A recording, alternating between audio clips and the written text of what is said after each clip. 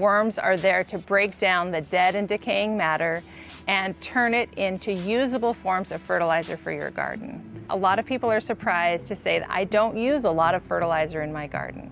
I focus on feeding my soil, and I do that in a few different ways. Through the vermicomposting bins in the beds, through my compost, and then each time before I plant, I'm spreading some compost on top of that soil, and that is what is feeding the plants. If you look at my beds, you're going to see a thick layer of this wood chip mulch over all of the beds. But if you peel back that mulch, you're going to see this nice, hopefully a little bit moist because we just watered, beautiful soil. That's what I'm trying to protect. Using mulch does a few different things. It holds in the moisture, weeds are a non-issue, and it helps regulate the temperature because we're really trying not to stress out our plants, and keeping that temperature even is one way to do that. Plants like to stay at an even temperature. Adding mulch helps regulate that soil temperature, conserve the water, keep the weeds down. Mulch is a game changer in my garden. Mulch is one of those things that I would talk about and tell people that they should do, but I really wasn't using it like I should in the garden. It was one of those like, do what I say, not what I do. When I actually started doing what I told people to do and adding a really nice thick layer of mulch to my garden, I couldn't believe it. I was like, oh wait, all those things that I've been saying happen really do happen. So not everyone can have a raised bed, but it's really easy to buy a grow bag and get started gardening. And so this season I wanted to experiment seeing what I could grow in a grow bag.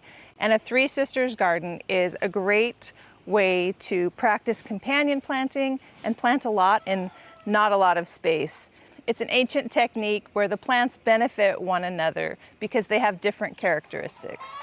So we've got corn, beans, and squash, and they all have different characteristics, and they're all growing in the same bed. So one of the disadvantages with growing in grow bags is because they dry out so quickly. So I've tried to combat that in a couple of different ways. I've added the oyas, which is an underground vessel filled with water. The water will seep out. And then I've also grouped the grow bags together, hoping that they will help regulate the temperature and preserve some of that moisture. So far it's going okay. I got it started a little bit late in the season, but I'm definitely going to be trying this again.